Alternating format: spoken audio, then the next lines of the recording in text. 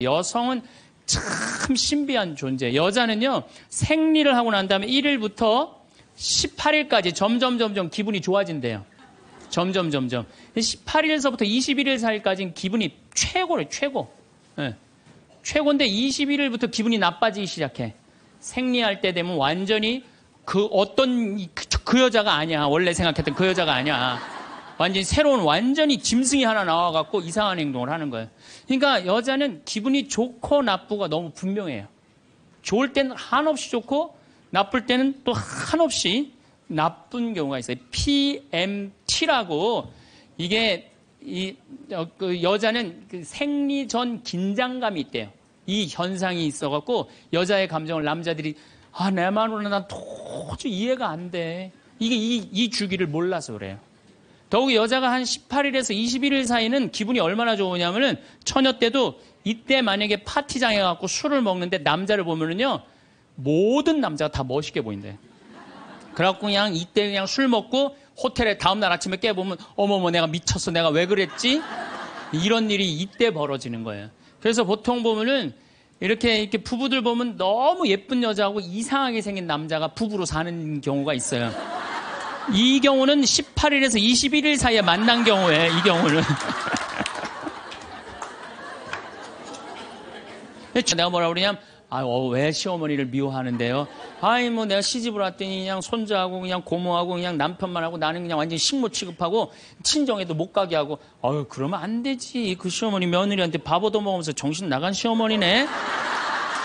그러면은 그 자매가 신이 나는 거지. 신이 그것뿐만 아니라 내가 혼수 살림 얼마나 구박을 많이 받았는지 몰라요. 그러면은 내가 이제 정말 늙으면 그거 정말 다 그래. 하여튼 자매님 참 그런 집에서 힘들게 산다 그러면 막 눈물 콧물 흘려가면서 시어머니 욕을 바가지로 해요. 그러면서 자매가 신부님 이렇게 시어머니 욕해도 되느냐고 걱정하지 말라고 여긴 비밀이 지켜지는 데니까 걱정하지 말라고. 한 20분 정도 막 시컷 시어머니 욕하면은요, 대부분의 며느리들이 뭐라 그러냐면, 신부님 꼭 시어머니가 있어서 불편한 것만은 아니에요. 시어머니가 애도 봐주고, 반찬도 이런 거 저런 거 해줄 때는 난 너무너무 좋아요. 그런 것도 있어요. 예. 신부님 이번 사순절을 맞이해서 내가 우리 성가정 만들려니까 내가 시어머니한테 내가 잘할게요. 뭐 잘하면 좋죠. 반찬도 맛있게 하고 한 번 더 웃으면서 얘기할게. 훌륭하십니다. 나는 한 게 아무것도 없어. 그러느냐고. 그러면 자기가 고해하고, 자기가 훈화하고, 자기가 보속하고, 자기 결심까지 다 하기가 나가. 오늘도 황창현 신부님의 말씀을 통해 행복한 노후를 위한 해안을 얻어가시길 바랍니다. 영상이 마음에 드신다면 구독과 좋아요 부탁드립니다. 황창현 신부님의 행복 특강 바로 시작하겠습니다. 참예수님. 네. 우리가 생명을 살리는 말씀을 하느냐, 좋은 열매를 맺는 말씨를 뿌리느냐, 아니면은 상대방 기분 나쁘게 하는 말투를 던지느냐, 이 이야기를 3주에 걸쳐서 이야기를 나누고 있습니다. 우리가 가장 가까이 있는 사람한테 가장 상처 주는 말을 참 많이 하는 것 같아요. 그래서 여러분들 부부끼리 서로 기분 나쁠 때가 있어요. 기분 나쁠 때 있잖아요. 네. 그럴 때 이렇게 감정적으로 생각하거나 극단적으로 생각할 필요가 없을 것 같아요. 왜 그렇게 생각하실 필요가 없느냐면 지금 종자가 다른 종자가 이상한 행동을 하고 있다. 이렇게 생각하면 좀 마음이 좀 편안해요. 저 사람이 날 미워해서 그러는 게 아니다. 더욱이 여성이라는 이 성은 제가 남성이기 때문에 그런 걸 많이 느껴요. 전혀 어울리지 않는데도 같이 사는 경우가 있어요. 그걸 번개 맞은 사랑, 운명 같은 사랑 그런 거 아니에요. 그런데 이게 결혼할 때만 이런 현상이 일어나는 게 결혼하고도 계속 이 주기가 반복되는 거예요. 그러니까 남자들도 이걸 이해를 못하니까 답답한 거. 저 여자가 왜 저러나. 느닷없이 왜 신경질을 부리지? 또 느닷없이 너무너무 잘하고. 이런 주기. 본인들도 아마 그런 주기에 대한 인식이 있으실 거예요. 인간이라는 게 그렇게 복잡한 것 같아요. 근데 옛날에는 이렇게 복잡해도 몰라도 됐어요. 그냥 참고 살고 그냥 견디고 살고 성당에서 십자가 생각하고 참으라고 그러면은 그냥 참고. 그리고 옛날에 제가 20년 전만 해도 신부님 남편이 때려요. 남편이 바람 펴요. 그러면 저도 그랬어요. 참고 살으라고. 왜? 참고 살. 좀만 참으면 죽으니까 그냥. 죽으니까 참고 살라고 그랬어요. 그 옛날엔 더 했죠. 그 옛날에는 뭐 100년 전, 200년 전에는 참고 살면 둘 중에 하나 아무나 빨리 죽으니까 그냥, 근데 요즘은요, 한 40살 된 사람이 남편이 때려요, 바람 펴요, 빚만 만들어놔 이러면요, 참고 살라고 얘기하기가 참 두려워요. 왜냐하면 참고 100년을 더 살아야 되는데, 그거는 또 다른 형벌이거든요. 그러니까 여러분들도 이제는 남자라는 이 동물을, 짐승을, 종자를 이해를 하셔야 돼요. 남편을 이해하라는 게 아니에요. 남자가 생겨먹은 게 어떻고, 또 여기 있는 우리 형제님들은 여자가 생겨먹은 게 그러면 훨씬 좀 덜 싸울 거예요. 덜 크크크 치치치 카카카 된다니까. 그런데 이제 부부끼리도 서로에 대한 이해가 필요하지만은 여러분들 자녀에 대한 이해가 필요합니다. 자녀를 이해하셔야 돼요. 그리고 자녀하고 대화를 해야 돼요. 자녀하고 대화를 해야 되는데 우리나라 엄마들은 참 편안하게 교육해요. 딱 한마디만 하면 되니까 공부해. 이건 절대 교육이 아니에요. 절대 교육이 아니에요. 작년 3월 13일 날 고등학교 3학년 남자아이가 엄마를 죽였어요. 목으로 칼을 찔러서. 그런데 얘가 전국 4천등 하는 아이였대요. 모의고사에. 전국. 근데 엄마는 전국 1등 하라고 그래요. 전국 1등. 나는 전교 1등은 들어봤어도 전국 1등은 처음 들어봤어요. 전국. 자식한테 전국 1등을 하라고 강요한 엄마는 처음 들어봤어요. 근데 얘는 전국 4천등이면요. 서울대 들어가요. 왜냐면 1년에 서울대 4,000명 정도 뽑거든요. 4,000명 정도 뽑으면 뭐 카이스트, 경찰대 뭐 이런 데 다 빠지면은요. 서울대 들어가고도 남아요. 그런데 얘는 전국 63등으로 고친 거야. 63등인지 62등인지. 내가 고등학교 때 반에서 받은 등수야, 얘가야, 고등학교. 그런데 엄마가 이 성적표를 받아보고 아이를 야구방망이 골프채로 8시간을 두들겨 팼다는 거예요. 엄마가 전국 1등 하라고 그랬더니 왜 전국 62등 하느냐. 근데 3월 14일이 무슨 날이냐면 학부용 진학 상담하는 날이야. 얘는 전국 62등도 8시간 두들겨 맞았는데 이거 전국 4,000등 걸리면은 나는 죽는다. 그래갖고 엄마를 미리 죽인 거예요. 얘 지금 감옥에 가 있어요. 1차 재판 끝났어요. 3년형인가 지금 나왔어요. 나는 얘는 엄마를 죽였다고 생각하지 않아요. 시험 감독관을 죽인 거예요. 시험 감독관을. 근데 우리는 자녀들한테 공부하라는, 왜 공부해야 되는지, 인생에 대한 철학, 삶의 진리 이런 얘기 전혀 하지 않아요. 그냥 무조건 공부하라. 무조건 공부하라 그래. 그러니까 애들이 왜 공부해야 되는지도 모르고 부모가 하라고 그러니까 지겨워도 하는 거예요. 그러니까 부모가 지겨운 거예요. 부모가 지겹고 부모하고 말을 섞기 싫고. 여러분들 맨날 초등학교 이제 한 5학년만 되면은 남편이 맨날 술 먹고 들어와. 남편이 요즘 경기가 안 좋아갖고 400만 원을 벌어야 되는데 150만 원밖에 못 벌어. 400만 원을 벌었는데 150만 원밖에 못 벌어. 그래갖고 남편이 걱정이 돼갖고 맨날 술을 먹고 들어와요. 그러면은 엄마가 한다는 소리가 그래요. 지겨워 죽겠어. 뭐하러 나하고 결혼했어. 술하고 결혼하지. 내가 이혼을 하든가 말든가 해야지. 아빠는 맨날 술 먹고 들어오고. 초등학교 5학년만 되면은 여자의 초등학교 5학년 애들 눈치가 빨라요. 아, 우리 집이 지금 심각하구나. 엄마 아빠가 곧 이혼하면 나는 엄마하고 살아야 될까 아빠하고 살아야 될까 고민해요. 아빠가 밤 10시에 술이 취해갖고 들어왔어. 그래도 딸이라고 아빠 들어왔냐고. 아빠 오셨어요? 아빠가 한다는 소리가 우리 딸 이리 와. 아빠가 안아줄게. 걱정하지 말고 넌 들어가서 공부해. 이 아빠가 다 알아서 할게. 아니 엄마는 이혼한다는데 뭘 다 알아서 한다는 거야. 근데 엄마는 지겨워 죽겠어. 내가 이혼하든지 말든지 이런 소리 하면요. 얘는 마음 잡고 공부 못합니다. 공부하란다고 공부하는 게 아니거든요. 정말 지혜로운 엄마는 어떤 엄마인 줄 알아요? 남편 술 취해갖고 들어오면은 방에다 뉘어놓고 근심 어린 얼굴로 쳐다보는 초등학교 5학년 딸아, 아빠가 맨날 술 먹고 들어오니까 걱정되지? 엄마 나 걱정돼. 아빠가 왜 저래 조금?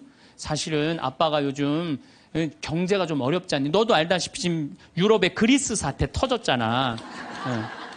그리고 이란 핵무기 때문에 지금 석유값이 자꾸 올라가고 있어. 그리고 미국은 리먼 브라더스 경제 위기가 왔잖아.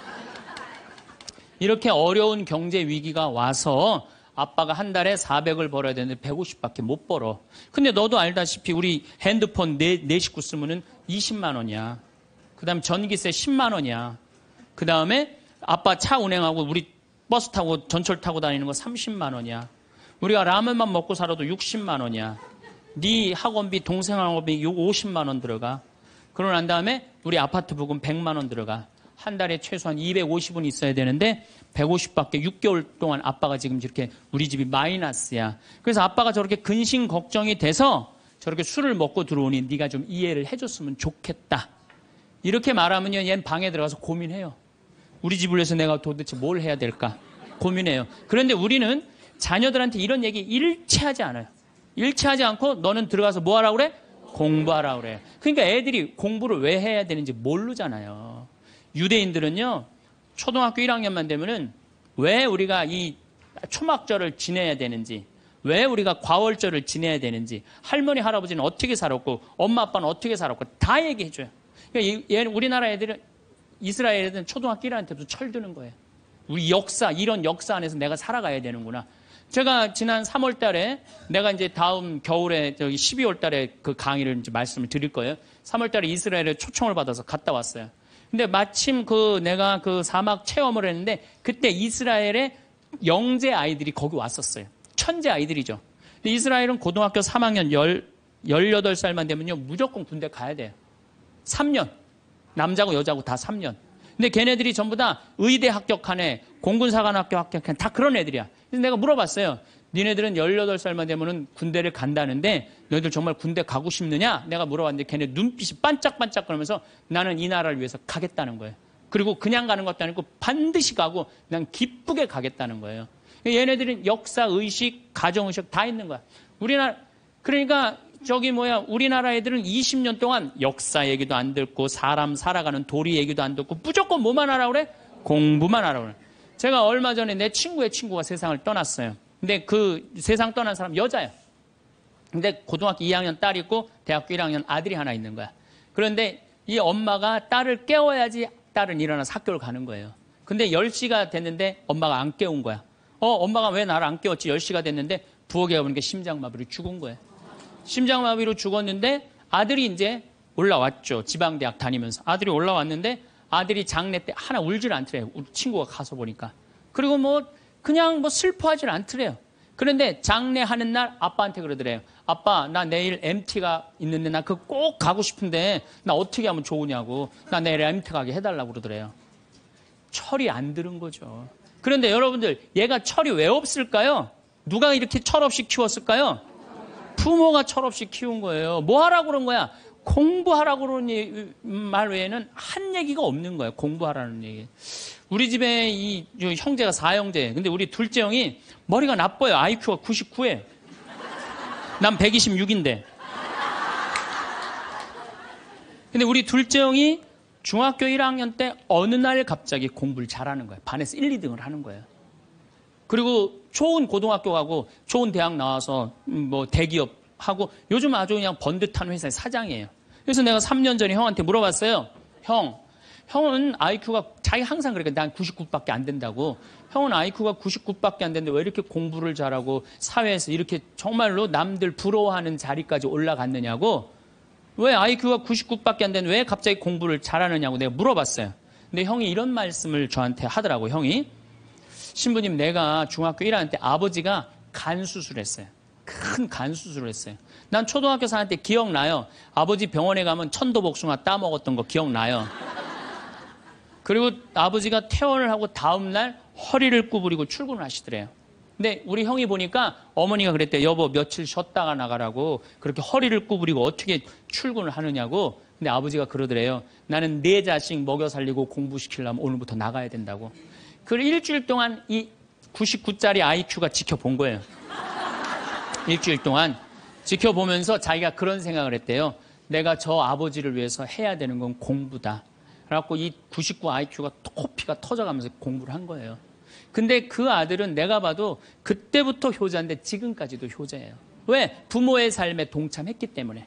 여러분들은 자녀를 여러분들 삶에 얼마나 동참시키세요? 어제 내가 평창에서 강의를 했는데 할머니 한 분이 평생 한 번도 그런 얘기 안 했대, 자식한테. 먹여주고 재워주는 거 외에는 한 게 없다는 거예요.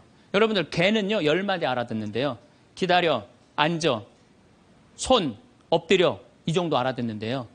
그리고 원숭이는 한 30마디 알아듣는데 자기네들끼리도. 사람은 적어도 하루 한 집에서 살면서 10,000마디는 해야 된대요. 근데 우리가 자녀들한테 무슨 얘기해? 일어나, 밥 먹어, 학교 가, 숙제, 공부해, 시험은 10마디 정도밖에 안 한 거야. 20년 동안. 어떤 하느님을 사랑하는 거, 사람을 사랑하는 거, 살아가면서 사람의 도리, 우리 집안의 내력 그런 얘기 생전 안 하는 거예요. 생전. 내가 어떤 고민을 하는지, 내가 어떤 갈등 속에서 사는지, 아빠하고 어떤 추억이 있는지 그런 거 전혀 모르는 거예요. 밥만 먹여주는 그러니까 10마디 이상 안 하는 거예요. 그러니까 내가 자녀를 키우면서 계속 들어가서 공부해 10마디 이상 안 한 이 집은 무슨 집이냐? 개 같은 집이에요. 개 같은 집. 사람 집이 아니에요. 사람 집이 아니에요. 다정한 대화를 할 수가 없는 거야. 그러니까 우리 이 둘째 아들은 정말 그때부터 지금 나이가 50이 넘었는데 아직까지도 효자예요. 그래서 내가 이렇게 나보다 신부가 됐으면 더 잘 살았을 거예요. 둘째 형이. 근데 큰형은 이제 우리 어머니 아버지가 이제 휴가를 이제 우리 생태마을 요즘은 이제 거의 못 오시는데 휴가를 오면 이제 누나, 큰아들, 둘째 아들이 돌아가면서 모시고 와요. 근데 이제 큰아들도 자기도 조그만 공장을 하는데 막 이제 바쁘니까 바쁜 와중에 어머니 아버지 모시고 오는 거 아니에요. 오다가 어머니가 아이고 얘야 묵주를 까먹었다 그러면 신경질을 부린대요. 바빠 죽겠는데 어떻게 하라고 그러냐고 지금 일주일만 손가락으로 하고 오라고 그냥 그런데요. 근데 둘째 아들은 어머니가 딱 이제 아들 둘째 아들이 태우고 평창에 오다 얘야 묵주를 까먹었다 그러면 둘째 아들은 그런데 우리 어머니가 저한테 해준 얘기예요. 어머니 걱정하지 마세요. 톨게이트 앞에서도 그런데 어머니 걱정하지 마세요. 차 돌리면 되죠 뭐. 그리고 그 차를 돌려갖고 30분 동안 집에 가서 그 묵주를 찾아서 모셔다 드린다는 거예요. 그러니까 부모가 불편한 게 싫은 거야. 왜? 이 자식은 중학교 1학년 때부터 누구의 삶에 동참한 거야? 부모의 삶에 동참한 거야. 여러분들은 자녀들을 언제부터 삶에 동참시켰어요?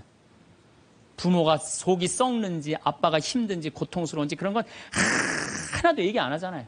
그리고 너는 뭐만 하면 돼? 공부만 하면 되는 거야. 저는 요즘 우리 사회가 지금 굉장히 거칠다 그래요. 왕따, 그 다음에 학원 폭력, 성폭력, 굉장히 아주 충격적인 사건들이 많이 벌어지잖아요. 내가 보기에는 이거는 다 집안에서 교육이 말이 안 통해서 그래. 부모가 진리를 애들한테 알려줘야 될 거 아니야, 진리를. 근데 그런 얘기 생전 안 하는 거예요. 공부한다고 되는 일이 아니에요, 공부한다고.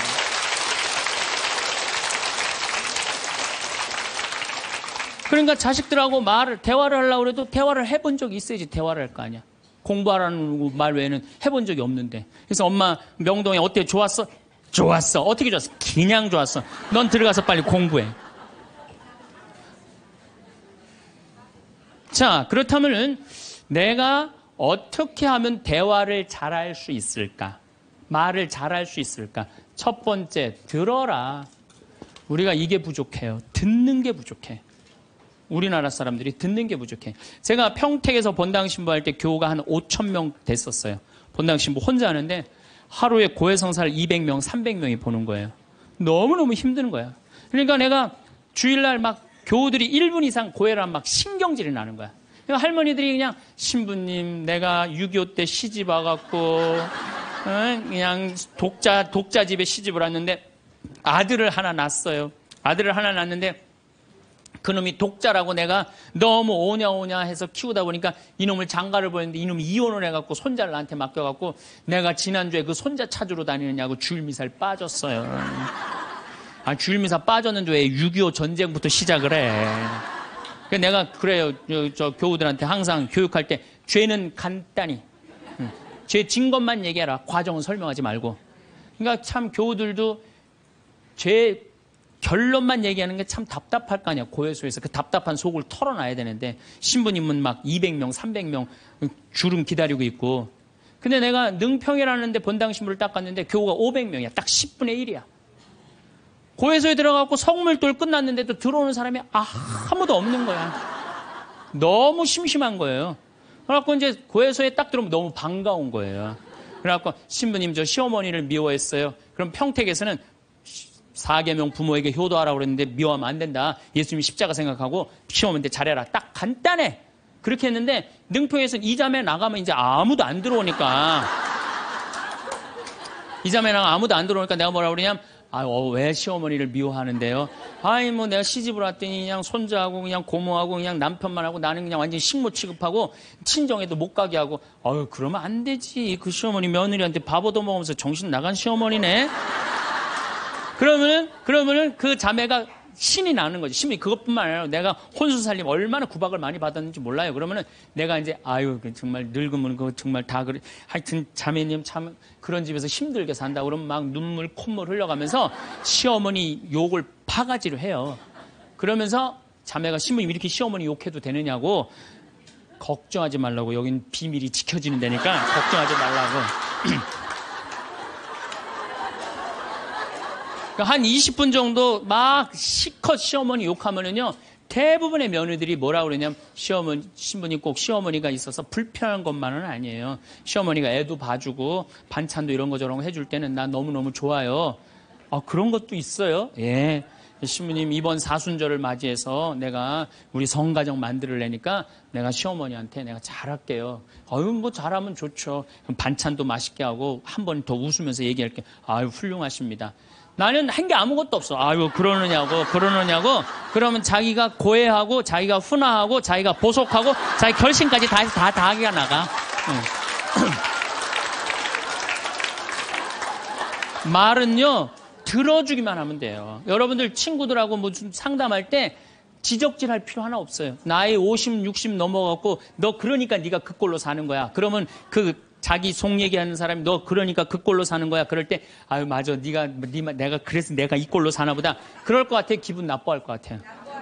당연히 기분 나빠하죠. 당연히. 우리 집에 많은 그 중고등학교 학교 다니기 싫어하는 애들을 데리고 와요. 요즘 내가 바빠서 거의 상담을 못 하는데 데리고 오면은 얘가 학교를 안 간다는 거예요. 중학교 2학년, 3학년 애가 학교를 관두겠다는 거예요. 그러면 내가 많은 경우 상담을 하면은 거의 90%는 그랬던 것 같아요. 너 학교 많이 다니기 싫으니? 네, 다니기 싫어. 그럼 관둬. 뭐 다니기 힘들고. 신부님한테 다니라고 설득하러 데리고 왔는데 신부님이 뭐라 그래? 나는 이제 그렇게 마음 먹고 애가 오는 거예요. 저 엄마가 날 저기까지 데려간 거는 나를 학교를 다시 다니게 설득을 시키려고 저 신부를 만나게 해주는구나. 근데 내가 관둬. 뭐하러 다녀? 내가 엄마한테 자세히 얘기해 줄 테니까 너 관둬. 근데 왜 다니기 싫은데 이거 이유가 뭐야? 그럼 공부도 따라가기 힘들어. 그래, 맞아. 한번 따라지면 그거 못 따라가. 너 있잖아. 너는 머리로 살 놈이 아니라 내가 보기엔 몸으로 살 놈이다, 너. 너 우리 생태마을에 와갖고 농사나 져라. 그러면 이제 자기 친구 얘기, 부모한테 섭섭한 얘기 다 해요. 그럼 얼마나 힘들었겠니? 그거 너 수업 시간에 조는 이유가 있지. 이해를 해야지 알아서 볼 거 아니야. 이해도 안 되는데 눈 뜨고 쳐다보고 있는 거 쉽지 않지. 신부님 그거 어떻게 알았냐. 다 내가 옛날에 해봐서 알아. 한 1시간 동안 얘 공감, 동감 해주고 고개만 끄덕여주면요. 얘네들이 거의 끝날 때 뭐라 그러는지 알아요? 신부님 그래도 아무리 생각해봐도 중학교는 졸업해야 될 것 같아요. 아니야. 중학교 졸업할 필요 없어. 나중에 네가 철 들으면 졸업해도 돼. 자퇴 그냥 하는 걸로 하자. 아니에요, 신부님. 중학교 졸업하는 게 나을 것 같아. 그래? 그러면 가서 한번 다녀봐. 다니다 힘들면은 꼭 나한테 얘기하면 내가 꼭 엄마한테 얘기해 줄게. 그래서 중학교, 고등학교, 대학 졸업한 애들 많아요. 아직도 연락하는 애들이 많아요. 신부님 감사하다고. 그러면 내가 아이하고 면담할 때 엄마들이 나한테 이렇게 신부님 무슨 얘기 했느냐는 거예요. 무슨 얘기? 난 한 얘기 아무것도 없어요. 그냥 고개만 끄덕여 준 거예요. 그런데 여러분들은 자녀들한테 대화할 때 뭐를 얘기해요? 조금만 고생하면 너 괜찮을 텐데 왜 그 고생을 안 하느냐? 너 저 2년, 3년만 지나면 대학 들어가면 너 마음대로 할 텐데 너 공부해. 걔는 지금 지옥 같은데. 그러니까 강요하는 거야. 대화가 아니야. 대화가.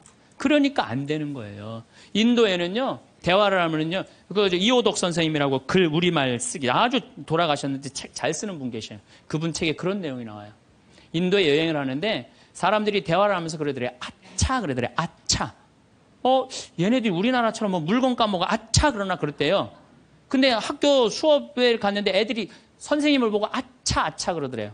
그래서, 그게 무슨 뜻이냐 그러니까 내가 지금 네 이야기를 들어주고 있으니까 네 말이 맞다라는 뜻으로 내가 아차 해주는 거. 네 말이 사람이 지금도 고개를 끄덕이는 분들 그게 참 중요해요. 고개를 끄덕이는 게 중요한 거예요. 그래서 나는 이렇게 교우들이 상담 오거나 우리 신부들이 가끔 상담 올 때도 있어요. 특히 신부들이 상담 올 때는 내가 거의 말 안 해요. 자기네들 다 하니까 고개만 끄덕여 주는 거예요. 고개만. 그럼 뭐 관두겠다 뭐 이런 신부들도 그냥 계속 고개만 끄덕여 주는 거예요. 한 3시간, 4시간 계속. 그러면 3시간, 4시간 정도 이제 가겠다고 일어나잖아요? 그럼 내가 못 일어나요. 너무 흔들어갖고 어지러워서. 그런데 놀랍게도 답을 찾아가는 신부들이 많아요. 답을 찾아가서 사제로 잘 살아요. 내가 여러분들 나이 30, 40 넘어서 답 모르는 사람이 있어요. 인생에 답 모르는 사람이 있어요. 근데 내가 지금 저 사람한테 내 얘기를 하는 건 이 답답한 속을 좀 알아달라는 얘기예요. 그러니까 여러분들 대화의 기본은 판단하지 않고 들어주는 거예요. 판단하지 않고 그냥 그 사람 마음에 공감해 주는 거예요. 두 번째, 내가 대화 다 잘하고 싶다. 이기려 하지 마라. 우리가 이 대화에 이게 뭐예요? 이 쥐래. 이기려고. 말하면 내가 꼭 저 사람을 설득해서 이기려고 그래. 근데 여러분들 설득이 돼요? 안 돼요. 내 남편도 설득이 안 되는데. 그렇죠? 내 자식도 설득이 안 되는데 남이 설득이 되겠어요? 그러니까 종교 얘기, 정치 얘기, 이데올로기 얘기 이런 얘기는 하는 게 아니에요. 근데 그냥 꼭 내가 어디 강의 가면 제일 당황스러운 게 그거야. 신부님 이번에 대통령 어떻게 될까? 신부님 박근혜에 대해서 어떻게 생각하느냐고. 이거 미치는 거예요. 이 사람이 전라도 사람인지 경상도 사람인지 아니면 이 사람이 페미니스트인지 아니면 남성 우월주의인지 모르잖아요. 그러니까 그런 정치 얘기를 끊을 때 싸움이 일어나게 돼 있는 거예요. 그리고 그건 설득이 안 돼요. 사람은요, 안 변합니다. 웬만하면 안 변해요. 변하기가 쉽지가 않아요. 여기 계시면 여러분도 변할 것 같아요? 변하기 쉽지 않아요. 이스라엘 백성이 400년 동안 이집트에서 종살이 했어요. 그리고 이제 이스라엘에 딱 들어가려고 그러는데 딱 걸렸어요. 왜? 하느님이 가만히 보니까 종살이 하던 습관을 못 버리는 거야.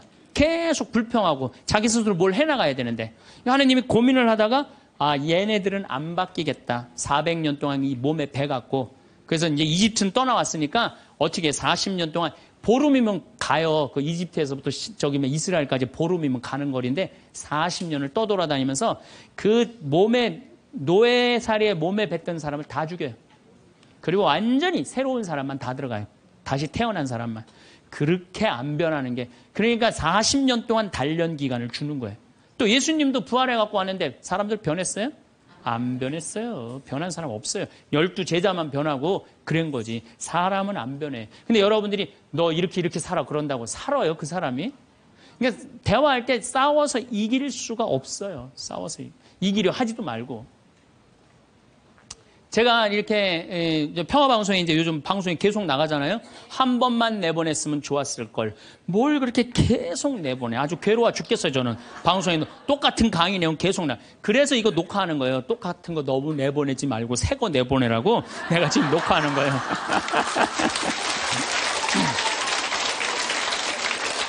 그런데 우리 PD님이 나한테 그러는 거예요. 신부님 시청률이 1위라는 거예요. 정말 기분이 좋더라고요. 그리고 이제 평화방송 다시 보기에도 보면은 댓글이 고맙다 막 쫙 올라와 있어요. 자긴 종교가 다른데도 내 걸 본대요. 그런 분들도 많아. 그런데 딱 한 사람이 천주교 성직자 맞음 이렇게 썼어요.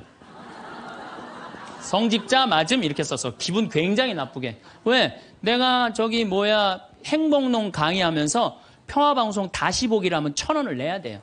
1,000원을 받으면서 내가 행복농 강의하니까 너 가증스럽다 이거야.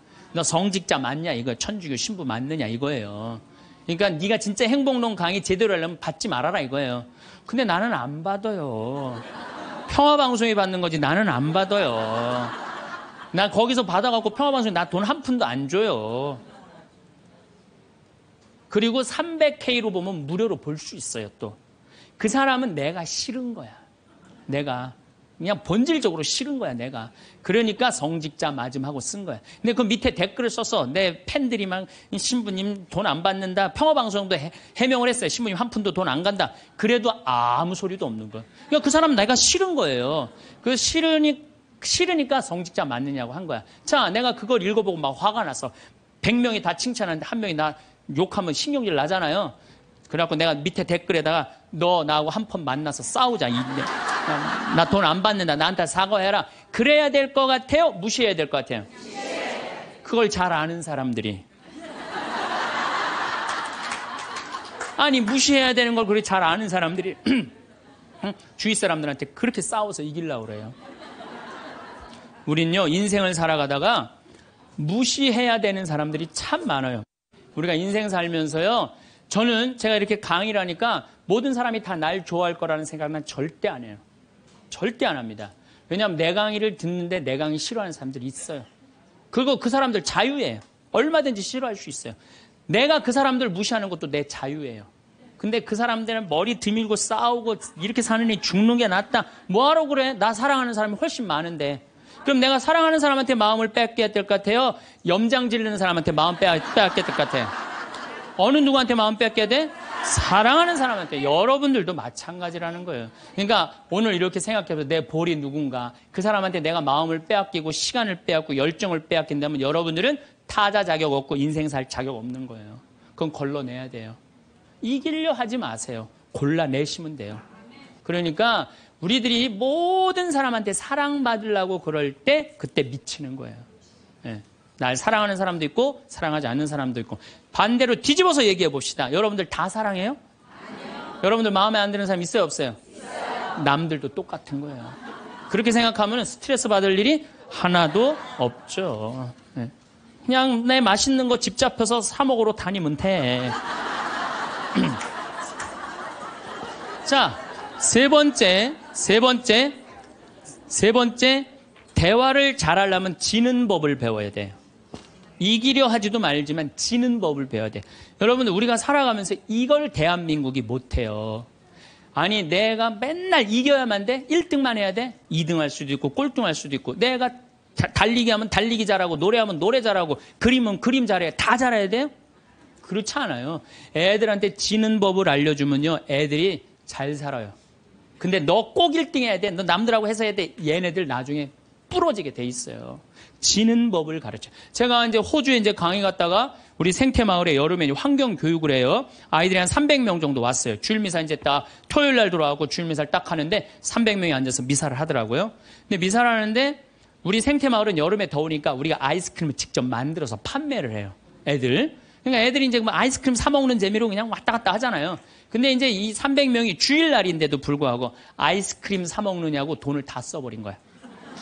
주일날 미사를 하는데 헌금을 하는데 헌금을 안 하는 거예요. 300명이 전부 다 헌금 봉투를 다 패스를 하는 거예요. 그런데 원주교구 구곡성당 아이들이랑 대구교구 무슨 산지성당, 성지성당인가 두 성당 50명만 헌금을 다 하는 거예요. 얘네들은 헌금을 남겨둔 거죠. 남겨두고 헌금을 계속 하더라고요. 나는 이렇게 앉아서 보는데 걔네들이 너무 예쁜 거예요. 그 먹고 싶은 아이스크림을 안 먹고 헌금을 하니 얼마나 예뻐요. 하느님 생각을 가만히 해봐서 하느님이 쟤네들이 얼마나 예쁠까. 감사하다고 헌금을 바치니. 그래서 내가 이제 공지사항 때 너희들은 아이스크림도 안 사 먹고 이렇게 헌금을 하니 너무 기특하다. 너희들 신부님이 아이스크림 교환권 2,000원이거든요. 이거 하나씩 다 선물로 줄게. 다 선물로 줬어요. 선물로 줬는데 250명이 뭐라 그러냐면 이러는 거예요. 자기네들은 못 받는다 이거야. 얘네들은 헌금을 해갖고 내가 선물로 주고 싶었는데 250명은 싫은 거예요. 근데 제가요, 신부 생활 20년 하면서 뭐 성당에서 뭐 프로그램 할 때 상 줄 때요, 박수 치는 경우를 본 적이 없어요. 전부 애들이 다 그래요. 내가 1등 아니면 다 싫은 거예요. 그러니까 지는 법을 안 가르치는 거죠. 축하해 줄 일 아니에요? 쟤네들 헌금 내갖고 저렇게 좋은 선물을 받는구나. 박수 쳐줄 일 아니에요? 그래갖고 내가 열받아갖고 생명을 살리는 말씀, 내 CD죠. 15,000원짜리. 이번 확 뛰었어. 15,000원짜리. 이거 니네들 엄마한테 다 갖다 줘, 엄마 아빠한테. 뭐라고 갖다 주냐면 내가 헌금 냈더니 신부님이 선물 줘서 엄마 아빠한테 갖다 주라 그래요. 이 집은 뭐가 되는 집이야, 이 집들은. 그랬는데 못 받는 애들이 더 크게 그러더라고요. 그래서 내가 한마디 했어. 니네들은 하느님한테 바치는 거 아무것도 없이 그냥 받으려고 그래? 얘네들은 먹고 싶은 거 안 사 먹고 바친 거야. 남이 잘 되는 꼴을 못 봐요. 우리나라 지금 분위기가 그래요. 난 요즘 이 선거철 보면서 정말 가슴 아파. 머리 꼭대기부터 지는 법을 못 봐요. 자기가 떨어지면 무슨 욕을 해서라도 핥혀내야 돼. 받아들이질 못해. 그러니까 머리 꼭대기부터 밑에까지 지는 법을 안 가르치니까 우리 사회가 무슨 뭐 타협이 없어요. 죽기 아니면 까무러치기야. 한 발 양보하는 게 없어. 그래서 대화가 말이 안 통하는 거야. 지는 법을 안 가르치니까. 네 번째, 한쪽 말만 듣고 판단하면 바보 되기 쉽다. 이게 특별히 우리 교회에서 그래요. 한쪽 말만 듣고 판단하는 경우 너무 많아요. 그렇죠? 내가 막 신부됐을 때 우리 자매들이 신부님 나는 남편이 때리고 바람피고 술 먹고 저 빚지고 너무너무 불쌍하더라고요. 왜냐면 얼마나 불쌍해. 여자가 시집으로 왔는데 남편이 때리고 바람피고 빚지고 기쁨이 하나도 없잖아요. 막 그것도 여자가 이쁜 여자가 울면 더 이쁘잖아 또 막. 그래갖고 아유 정말 이렇게 불쌍한 자매 어떻게 하면 좋은가. 마음이 안타까웠어요. 이 어떻게 도와주면 좋은가. 근데 한 10년째 됐는데 어떤 자매 하나가 성당 활동을 열심히 하는 자매 하나가 남편도 내가 보기엔 굉장히 젠틀한 사람이야. 괜찮은 사람이야. 근데 해가 어스름하게 지는데 성당 마당에서 울면서 신부님 나는 겉보기에는 멀쩡해도 속으로는 시어머니 시아버지 남편 때문에 속이 썩는다고. 이 자매가 이렇게 어려운 가운데서도 반짝반짝 웃으면서 교회 봉사를 했구나. 마음이 찬하더라고. 그래서 이 자매를 한번 꼭 끌어안아줘야 되나 어떻게 되나 막 고민을 하고 있는데 그날따라 남편이 퇴근을 하고 성체조부에서 성당에 오는 거예요. 멀리서 남편이 보이는데 막 울다가 남편 욕하고 시댁 욕하다가 이 자매가 눈물을 싹 훔치더니 그 우는 모습은 온데간데 없이 반짝 웃으면서 자기야 웬일이야 그래서 막 뛰어가더라고. 내가 그날 이후부터 여자의 눈물은 한쪽 눈물만 믿어요. 아직 누구 얘기 안 들어봤어? 남편 얘기 안 들어본 거예요. 남편 얘기. 그리고 내가 이제 신부된 지 20년 되는데 내가 요즘 깨달은 게 있어요. 부부 문제는 껴드는 게 아니야. 부부 문제는 누구만 알아? 부부만 아는 거예요. 부부만 해결해 준다고 껴들 일이 아니더라고요. 부부만 아는 거야. 그리고 내가 그 정말 신부님 수녀님 비밀 들었어. 내가 지금 입이 근질근질해. 내가 꼭 얘기하고 싶어. 얘기하세요. 하는데 누구한테 얘기해야 되면 걔한테 얘기하세요.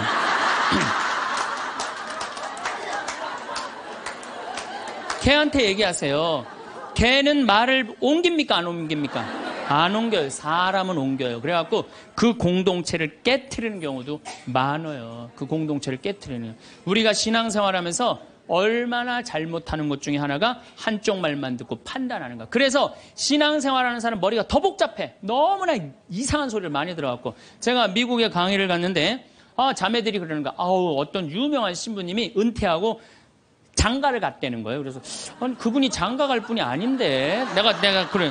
근데 또 갔는데 또 이번엔 또 다른 대학 유명한 교수 신부님이 은퇴해갖고 장가를 갔다는 거예요. 둘 다 장가를 갔다는 거예요. 여자를 알기를 돌같이 보던 분들인데. 그래서 나는 속으로 그분들이 은퇴할 장가 갈 분들이 아닌데. 그래갖고 내가 이번에 1년이 지나고 난 다음에 동창 신부들 모여갖고 나 미국에 가고 이런 얘기를 들었다. 그랬더니 한 동창 신부가 그런 얘기를 무슨 소리야. 지난주에 나하고 같이 미사 봉헌하고 신부님이 성서 강의했는데.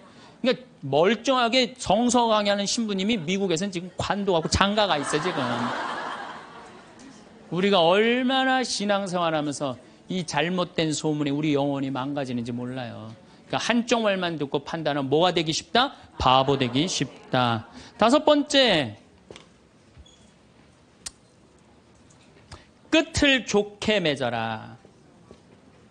이 무슨 얘기냐 하면은 끝을 좋게 맺어라. 이 무슨 얘기냐면 여러분들 사람이 살아가다 보면요 사이 나쁠 때가 있어요. 친한 친구인데 결국은 재산 문제 때문에 법원까지 가갖고 법원에서 재산 주고받고 이게 끝났어. 헤어질 때 뭐라고 헤어져요? 야, 우리가 그래도 30년 동안 친구인데 이렇게 좋지 않은 일로 법원까지 왔는데 이렇게 결정이 났으니 너 다음에 어딜 가도 행복하게 살았으면 좋겠다. 다음에 볼 때 우리 웃으면서 만나자. 이렇게 헤어져야 돼요. 아무리 속이 뒤집어져도. 근데 우리는 뭐라고 헤어져요? 너 밤길 조심해. 내가 언젠가 너 가만히 안 놔둘 거야. 이거는요 정말 어리석은 거예요. 또 어떤 사람이 맨날 술 먹고 막 바람 피다가 죽었어. 50살에. 그 집 애 때리고 부인 때리던 사람이 죽었어. 이제 초상집에 가서 위로해 준다고 그렇게 술 먹고 바람 피고 애들 때리더니 잘 죽었다. 니네들 고생 끝났다. 니네들끼리 행복하게 살아라. 이렇게 말한다고 그 자식이 행복해 할 것 같아요? 그래도 자기 아버지인데. 이렇게 말해야 돼요. 그래도 네 아버지가 이 시대의 풍류를 알던 사람인데 너무 안타깝다. 얼마나 멋있는 사람이었는데 정말 마음이 아프다. 아버지 좋은 데 가시게 이제 정말 저 세상에서는 정말 아무 거침없이 행복하게 살 수 있도록 우리 기도해주고 축복해주자. 그럼 너희들은 정말 행복하게 살았으면 좋겠어. 아다르고 어달아요. 아다르고 어달라요. 나는 정말로 2000년 동안 말 진짜 못하는 놈 한 놈 알고 있어요. 이놈이 어떤 놈이냐면 십자가 왼편에 매달린 이 왼편의 강도, 진짜 말 못하는 놈이에요. 이놈이 이제 십자가에 못 박혀 죽을, 자기도 괴롭고 아프기 힘들겠지. 그렇지만 그렇게 말하면 안 되지.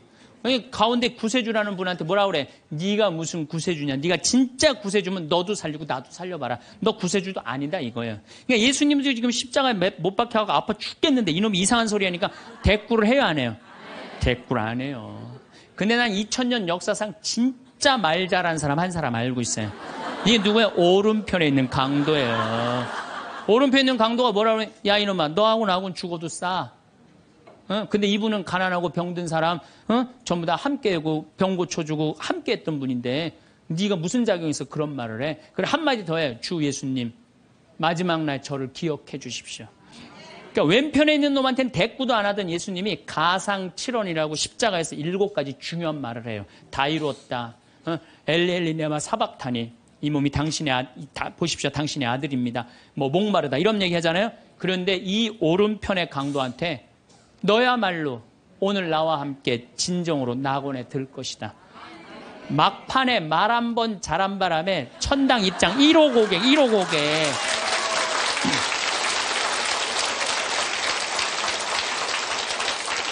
여러분들, 우리가 사람이라는 것이요, 이 말이요, 복을 불러일으키기도 하고 화를 불러일으키기도 해. 구원까지 결정될 수 있는 게 말이에요. 그래서 나는 이 기가 막힌 말을 어떻게 쓰고 있느냐, 제가 성서 한 구절 좀 읽어 드리겠습니다. 자세히 알아보기 전에 꾸짖지 마라. 먼저 생각해보고 나서 질책하여라. 듣기 전에 대답하지 말고 남이 말하는 도중에 끼어들지 마라. 너와 상관없는 일로 다투지 말고 죄인들이 시비를 가릴 때 자리를 함께하지 마라. 허를 절제하는 이는 갈등 없이 살고 뜬 소문을 싫어하는 이는 잘못을 덜 저지르리라. 절대 말을 옮기지 마라. 아무것도 잃는 것이 없으리라. 말을 안 옮기면 잃는 것이 없어. 말을 너무 옮기고 싶어. 누구한테 얘기해? 개한테 얘기하세요. 개한테. 어떤 말을 들었으면 죽을 때까지 묻어두어라. 이게 집회서에 나오는 말씀이에요. 여러분들, 저 사람 판사인데 이 둘째 부인은 아들이래. 내가 알고 있어. 근데 그걸 얘기를 해야 될까요? 죽을 때까지 묻어둬야 될까요? 죽을 때까지 묻어둬야 돼요. 어리석은 자는 들은 말 때문에 아이 낳는 여자처럼 진통을 겪으리라. 온갖 소문을 듣고 그냥 진통을 겪는 거야. 어리석은 자의 뱃속에 든 말은 사람의 넓적다리에 밝힌 화살과 같다. 중상하는 자와 한 입으로 두말하는 자를 저주하여라. 그들은 평화로이 사는 많은 사람들을 멸망시켰다. 그래서 여러분들, 말이라는 거는요, 너무 중요한 거예요. 그래서 난 과연 생명을 살리는 말씀을 하는 사람이냐, 좋은 열매를 맺는 말 씨를 뿌리는 사람이냐, 입만 열면 공동체를 파괴하고 상대방 가슴에 멍을 들게 하는 말투를 던지는 사람이냐, 이거 잘 생각하시고 여러분들은 생명을 살리는 말씀을 전하는 분들이 되고 좋은 열매를 맺는 말 씨를 뿌리는 분들 되기를 바라겠습니다. 아멘. 감사합니다. 황창현 신부님은 평소 어떤 말을 하느냐에 따라 복이 될 수도 독이 될 수도 있다고 말씀하십니다. 평소 여러분의 말은 몇 등급 정도 되는지 생각해 보시길 바랍니다. 모두 복이 되는 말씨를 쓰시고 여러분의 인생의 대운이 깃드시길 바랍니다. 마지막으로 80세의 벽을 잘 넘는 방법 9가지를 알려드리겠습니다.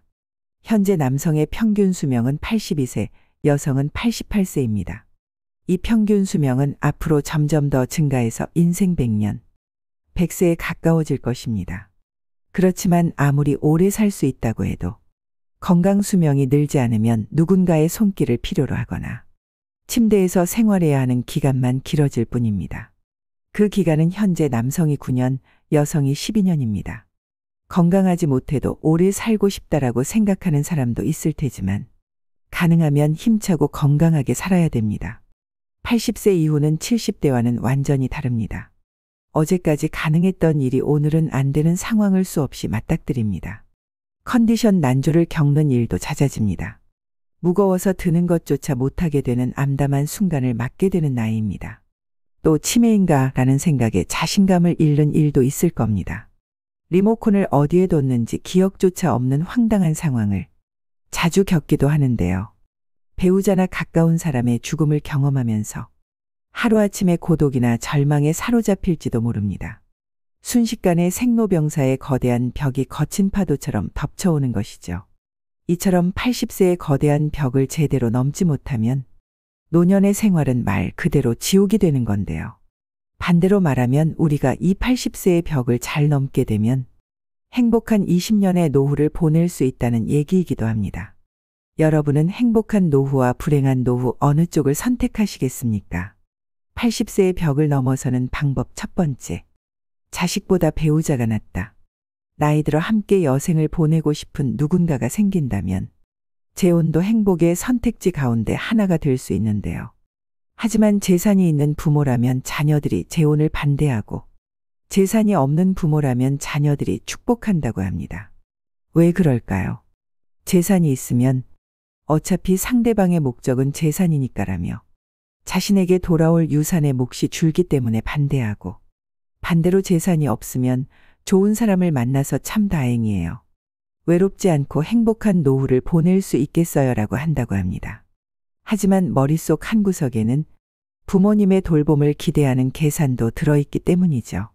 70대 전반까지는 재혼 이사가 있으면 자녀들을 설득해서 재혼하는 사람도 많지만 이처럼 80대가 되면 자녀들의 반대에 꺾이는 사람이 늘어납니다. 그래서 결국 재혼을 포기하고 외롭게 지내다가 노쇠해져서 돌봄을 받으며 생활하게 되죠. 그렇다고 재혼은 반대라고 했던 자녀가 돌봄을 책임지는 것도 아닙니다. 나이 들어서 병들고 아프면 자식들은 소용없고 결국 배우자밖에 없습니다. 실제로 어떤 연구에 따르면 60대 이상을 대상으로 조사한 결과 배우자와 함께하는 사람들이 가장 행복감을 느끼고 삶에 더 많은 가치를 부여하며 살고 있다고 하는데요. 그래서 아무리 자식이 효도를 한다고 해도 배우자만 못하다는 겁니다. 내가 외롭고 아플 때 옆에서 지켜주는 사람은 배우자지. 가까이 살아도 쉽게 얼굴도 안 보여주는 자식들이 아니라는 겁니다. 몸이 아파서 급하게 보호자와 동행해서 병원을 방문해야 되는 일이라도 생긴다면 매번 자식들에게 부탁하기도 눈치 보입니다. 또 멀리 살고 있다면 급한 일이 있을 때 큰 힘이 못 됩니다. 미운정 고운정으로 같이 살고 있는 배우자만큼 남은 인생의 소중한 동반자는 없다는 얘기입니다. 그러니 배우자 살아있을 때 서로에게 최선을 다하며 지내야 합니다. 만약 여러분에게 물려줄 정도의 자산이 있다고 하더라도 추억을 만드는 데 쓰거나 자기 행복을 위해 쓰도록 해야 됩니다. 80세가 넘은 고령자는 지금 당장 병이 들고 움직이지 못하게 된다 해도 전혀 이상할 것이 없습니다. 내일 죽게 될지도 모를 일입니다. 그러니 후회 없는 시간을 보내야 합니다. 물론 자녀를 위해 재산을 남기는 그 자체에서 행복감을 느끼시는 분들도 있으실 겁니다. 하지만 노후의 최고 자산은 추억입니다. 서서히 몸이 약해지고 행동 반경이 좁아지다가 결국 마지막에는 침대에서 보내는 날이 많아집니다. 이때 버팀목이 되어주는 것이 바로 그때 참 즐거웠는데라는 추억들입니다. 재산을 자녀에게 남기기 위해 자신이 하고 싶은 일을 참는 것만큼은 절대 하지 말아야 합니다. 80세의 벽을 넘어서는 방법 두 번째. 할 수 있는 일은 포기하지 않는다. 이제 80세가 됐으니 무리하지 말아야지 하면서 그동안 해왔던 일들을 그만두시는 분들이 많습니다. 하지만 가지고 있는 능력을 유지하는 것은 80세의 벽을 넘기 위해 꼭 필요한 자세인데요. 스스로 할 수 있는 일들을 제대로 안 하고 멈추는 순간 순식간에 늙고 세상과 이별할 수 있습니다. 그래서 80대가 돼도 운전면허증을 반납하지 마시고 운전이 가능하면 계속 하시라고 권해드립니다. 고령자는 인지기능이 저하되어 운전하면 위험하다라고 단정짓는 행위는 완벽한 차별이라고 생각되는데요. 20살 대학생이 고급 외제차를 타고 고속도로를 폭주하다가 사망사고를 내면 큰 뉴스거리가 되지 않지만 여든의 남성이 경자동차로 아내를 병원에 데리고 가다가 사고를 내면 비난을 받습니다. 실제로는 24세 미만의 운전자가 사고를 내는 비율이 더 높은데도 고령자에게만 위험 딱지를 붙이고 있습니다. 80대가 교통사고를 내면 언론에서는 큰일이라는 식으로 기사를 냅니다. 이러한 사회 분위기와 더불어 나이 들어 운전면허증을 자진 반납하면 지원금을 주는 제도가 있다 보니 면허증을 반납하시는 분들이 많습니다. 하지만 아직 충분히 운전을 할 수 있는데도 허둥지둥 면허를 반납할 필요는 없습니다. 반납해버리고 나면 6년 후에 돌봄을 받게 될 위험이 2.2배나 증가한다고 하는데요. 이처럼 건강을 위해서라도 가능하다면 운전을 계속 하셔야 됩니다. 운전뿐만 아니라 80대에도 배우고 싶은 것이 있다면 적극적으로 배우셔야 하고요.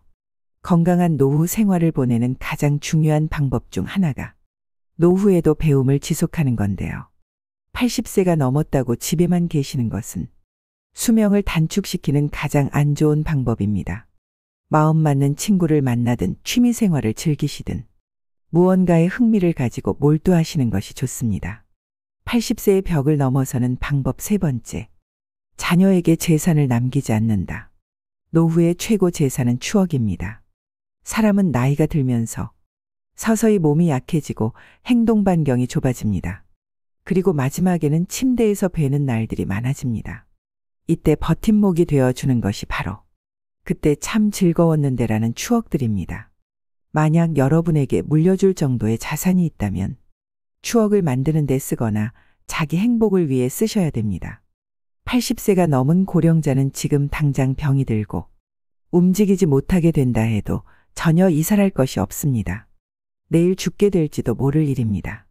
그러니 후회 없는 시간을 보내야 합니다. 재산을 자녀에게 남기기 위해 자신이 하고 싶은 것을 참는다는 것은 본말이 전도된 상황입니다. 자기 자신은 물론 자녀도 불행집니다. 80세의 벽을 넘어서는 방법 네 번째. 고독을 즐길 수 있어야 된다. 고령이 되면 배우자나 친구 등의 죽음에 직면하게 됩니다. 평소 사망한 사람에 대한 의존도가 높았을수록 상실감도 더 큽니다. 이럴 때는 어떻게 해야 할까요? 마음을 단단히 먹는 수밖에 없다. 냉정하게 들릴지 모르지만 죽은 사람은 살아 돌아오지 않습니다. 그렇다면 새로운 만남을 추구하거나 고독은 편한 것이라고 발상을 전하나요? 새로운 즐거움을 찾는 수밖에 없습니다. 젊은 세대의 사람의 의외의 힌트가 있습니다. 요즘 젊은 사람 중에는 결혼이나 연애를 하기보다는 종일 게임을 하거나 스마트폰을 들여다보며 지내는 사람이 많은데요. 즉, 마음 편한 고독을 즐기는 것입니다.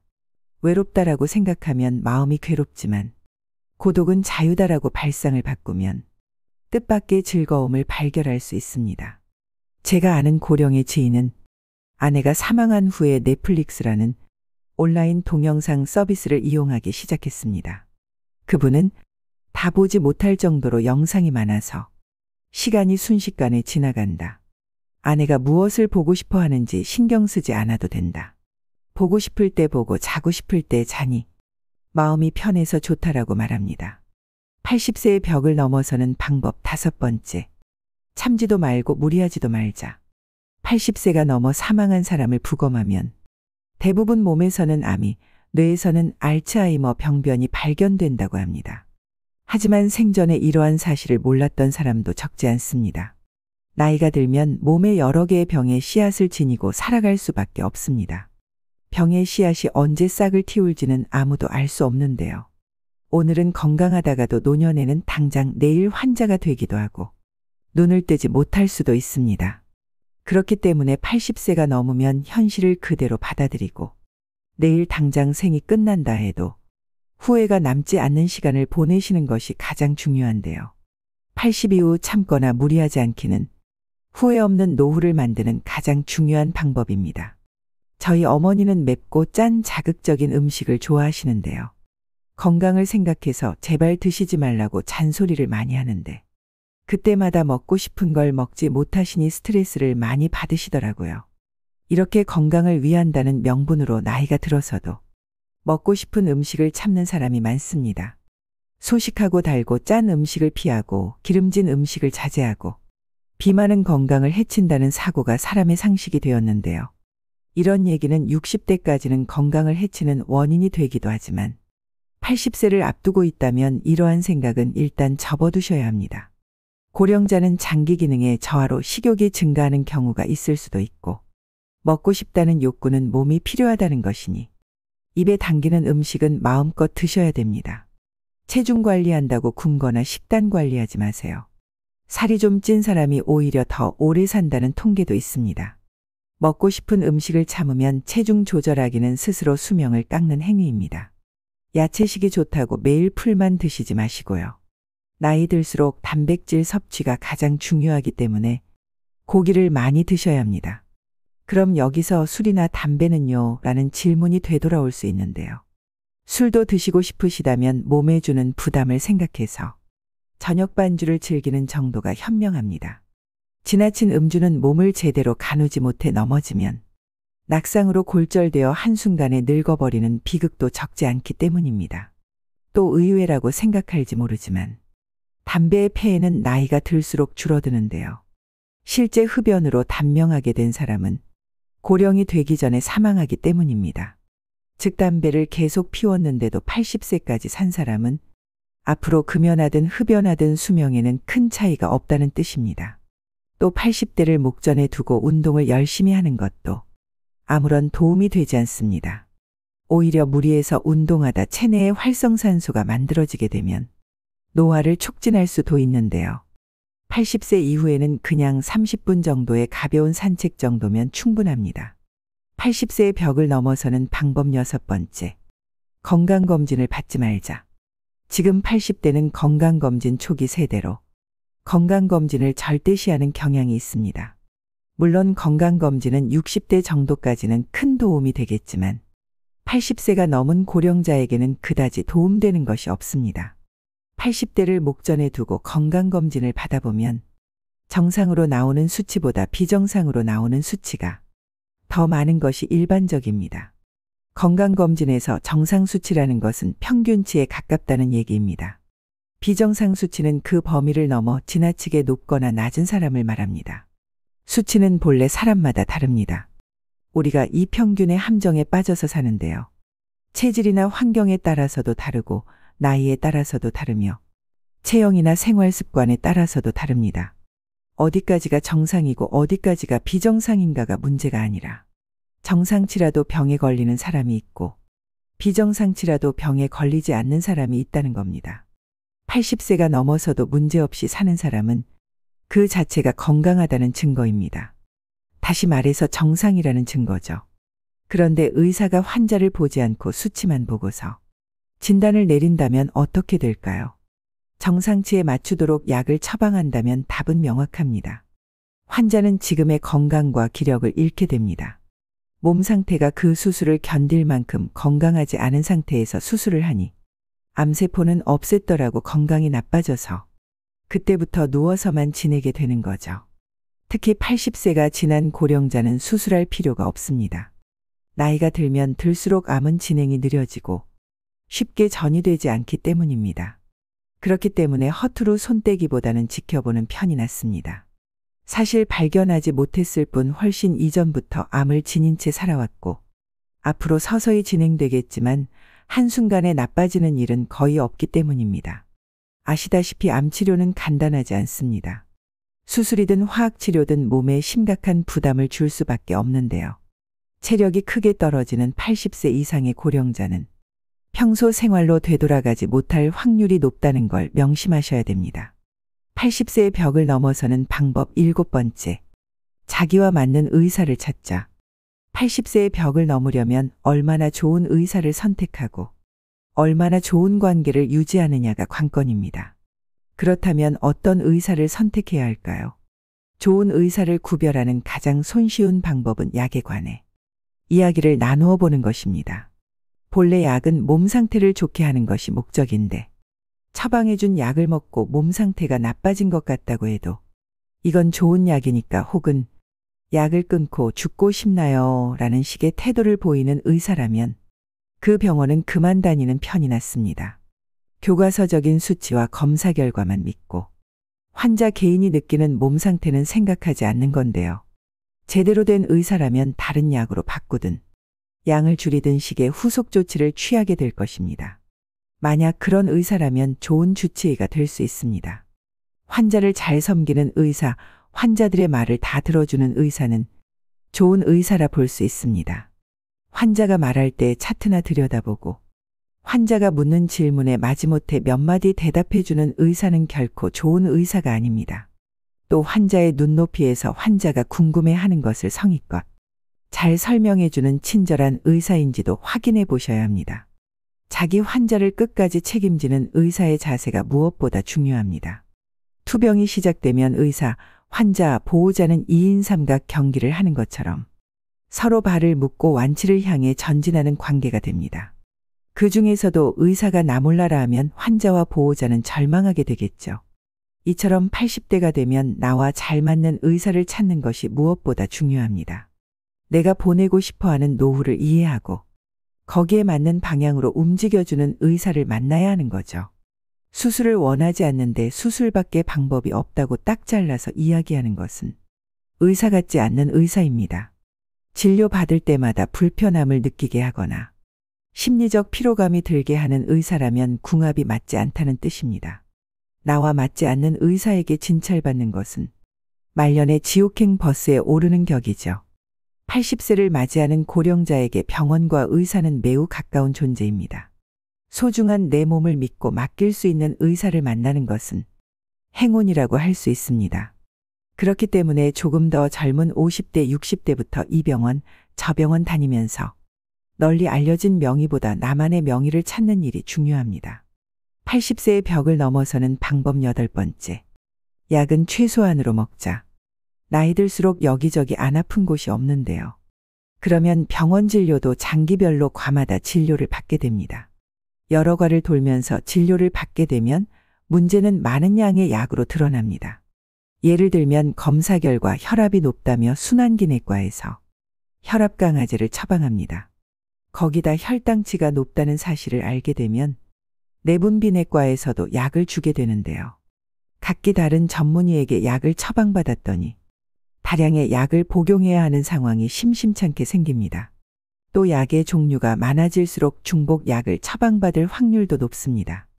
예를 들어 소화 기능이 떨어지는 경우에는 약의 위장을 보호해주는 위장약이 들어가는데 다른 목적으로 처방된 약들을 함께 복용하게 될 때 위장약이 포함되어 있으면 중복으로 복용하게 되는 셈입니다.